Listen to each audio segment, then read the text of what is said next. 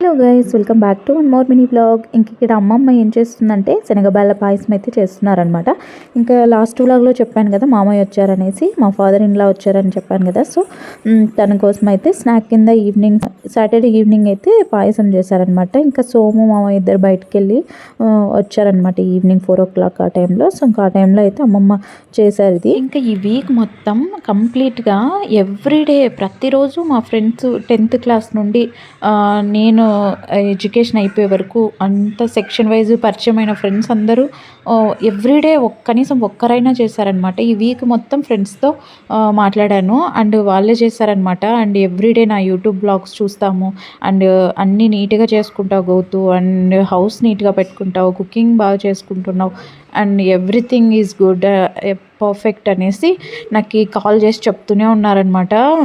మొన్న యూఎస్ నుండి మా ఫ్రెండ్ దివ్య చేసిందని చెప్పాను కదా, తను మినిమం 3 hours మాట్లాడింది. అండ్ తర్వాత మళ్ళీ 10th class friend Anusha and తర్వాత తను ఒక 2 hours మాట్లాడింది ఫ్రైడే రోజు. మళ్ళీ ఇంటర్ ఫ్రెండ్ దేవి, మరి తర్వాత డిగ్రీ ఫ్రెండ్ అనీషా, తనకి కూడా యూట్యూబ్ ఛానల్ ఉందనమాట.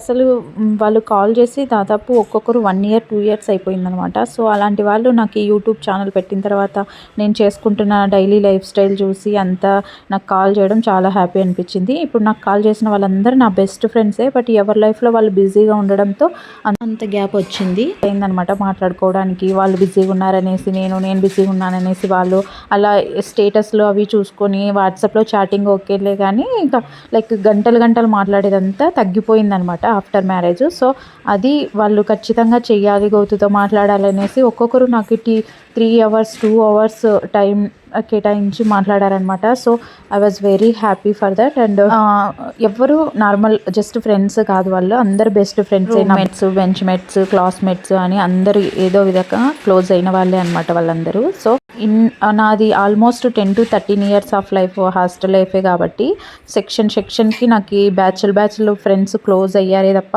ఎవరు నాతో పెరుగుతూనే వచ్చారు తప్ప ఎవరు నాతో ఇలా గర్జి పెట్టుకొని లైక్ ఎప్పుడు ఎవరు ఏ ఫ్రెండ్స్ నుంచి నాకు నెగిటివ్ అనేది రాలేదనమాట.